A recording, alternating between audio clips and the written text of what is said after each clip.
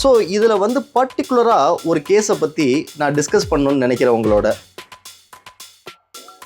ஒரு கேஸ் இல்லை, நிறைய கேஸ் பார்த்துருக்கோம் ஃப்ரீலான்சரில். எந்த கேஸ் சொல்கிறீங்க? I think both of them 60 years old. ரொம்ப சஃபர் பண்ணி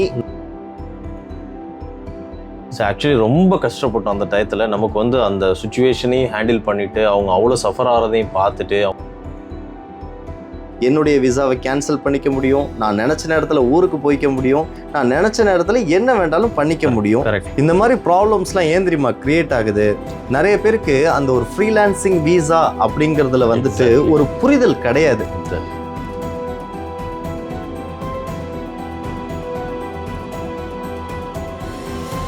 ப்ரோ, நம்மளுடைய ஃபாலோவர்ஸ் தினம் நம்மள்ட்ட மெசேஜ் பண்ணி கேட்கக்கூடிய ஒரே ஒரு விஷயம் ஃப்ரீலான்சர் விசா.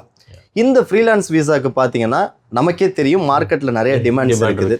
நம்மளும் ஏகப்பட்ட கேசஸை சால்வ் பண்ணி கொடுத்து நிறைய பேரை ரிலீவ் பண்ணியிருக்கிறோம். ஸோ இதில் வந்து பர்டிகுலராக ஒரு கேஸை பற்றி நான் டிஸ்கஸ் பண்ணணும்னு நினைக்கிறேன் உங்களோட. உங்களுக்கு ஞாபகம் இருக்குன்னு நினைக்கிறேன். I think both of them 60 years old. ரொம்ப சஃபர் பண்ணி ஞாபகம் இருக்கு அந்த கேஸ். ஆமாம், ரொம்ப கஷ்டப்பட்டு அந்த கேஸை நம்ம முடிச்சோம் ஆக்சுவலி. ஆமா, நமக்கு ரொம்ப சவாலாவே இருந்துச்சு அந்த கேஸ். எதனாலன்னு சொல்லுங்க பார்க்கலாம். நல்ல ஞாபகம் இருக்கு. ஆக்சுவலி என்னன்னா, அவங்க போயிட்டு ஒரு typing centre, unknown typing centre வந்து அணுகி இந்த மாதிரி ஃப்ரீலான்சர் விசா பண்ணோம் அப்படின்னோடனே அவங்க எந்த எஜுகேட்டும் பண்ணாம அந்த விசாவை பண்ணி கொடுத்தாங்க. ஆக்சுவலி அவங்களுக்கே தெரியல என்ன விசா, ஃப்ரீலான்சருங்கிற பேர்ல என்ன விசா அடிச்சுட்டு வந்திருக்கோம்னு அவங்களுக்கே தெரியல. ஆக்சுவலி அது மட்டுமா நடந்துச்சு?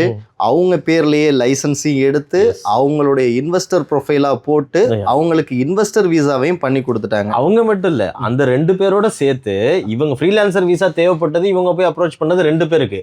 இவங்க 2 பேரோடய சேர்த்து அவங்க ஃபார்ம் பண்ண கம்பெனியில 3வது ஒரு அன்னோன் பார்ட்னரையும் சேர்த்து வச்சிருந்தாங்க. ஸோ இது ரொம்ப டிஃபிகல்ட்டா நம்ம இந்த கேஸை எந்த டைமில் அது அவங்களுக்கு எஃபெக்டிவ் ஆகி நம்ம கேன்சலேஷன் பண்ணுறதுக்கு எவ்வளோ இது பின்னாடி போகணும். ஆக்சுவலி கரெக்டாக எப்போ எஃபெக்டிவ் ஆனிச்சுன்னா, அவங்களுக்கு வந்து ஒரு ஹெல்த் வந்து முடியாமல் போச்சு. ஹெல்த் இல்னஸ் ஆனிச்சு. அது ஆக்சுவலி வீசா வந்து எக்ஸ்பிரி ஆயிடுச்சு.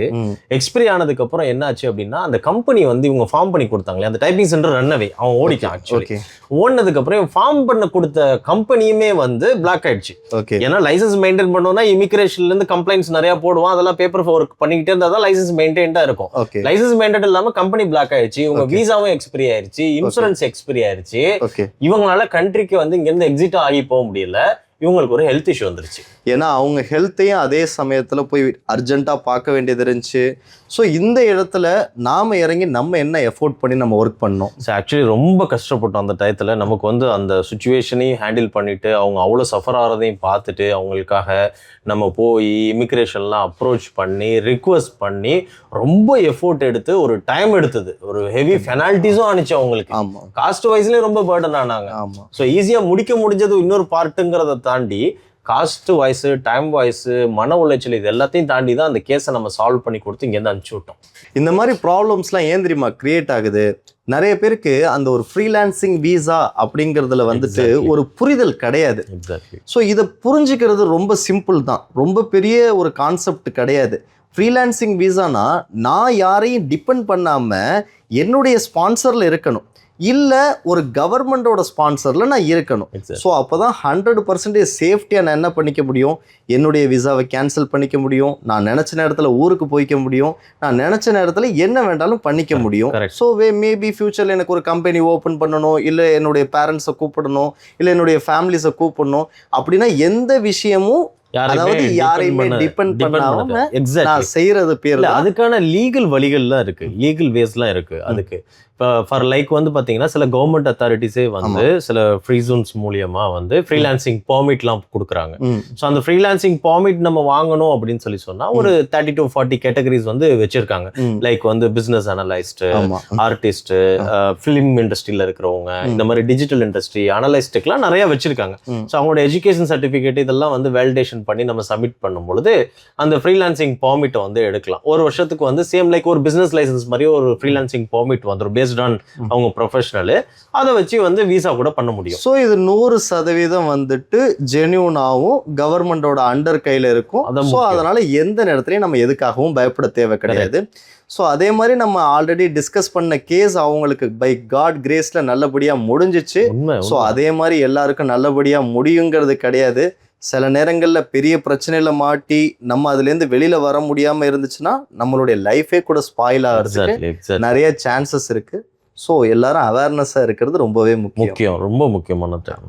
ஸோ இது மட்டும் இல்லை, நம்ம வரப்போகிற காலகட்டங்களில் நிறைய கேசஸை பற்றி டிஸ்கஸ் பண்ண போகிறோம், நிறைய இன்ஃபர்மேஷன்ஸை தெரியப்படுத்த போகிறோம், நிறைய லீகல் கான்சிக்யூஷன்ஸை அடுத்தடுத்து சொல்லிக்கிட்டே இருக்க போகிறோம்.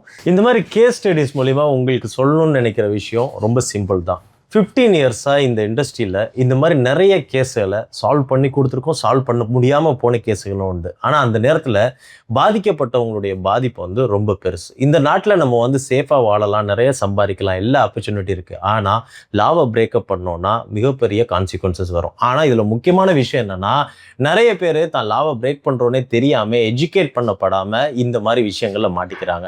நாங்கள் வந்து சோசியல் மீடியா பிளாட்ஃபார்மில் வந்து கண்டென்ட் போட ஆரம்பித்ததுக்கான முக்கியமான காரணம் கமர்ஷியல் பர்பஸஸ்லாம் தாண்டி இந்த இன்டெலிஜென்ஸை உங்களுக்கு கொண்டு வந்து சேர்க்கணும், இந்த விஷயங்களெல்லாம் உங்களை கொண்டு வந்து சேர்க்கணும், உங்களை அவேர்னஸ் பண்ணணும், நீங்கள் யாரும் ஃபியூச்சரில் வந்து மாட்டிக்கக்கூடாது அப்படிங்கிறதுக்காகத்தான். ஸோ தொடர்ந்து நாங்கள் எனர்ஜெட்டிக்காக கண்டென்ட் போடணும் அப்படின்னு சொன்னால் நீங்கள் லைக் அண்ட் சப்ஸ்கிரைப் பண்ணி எங்களுக்கு சப்போர்ட் பண்ணணும்.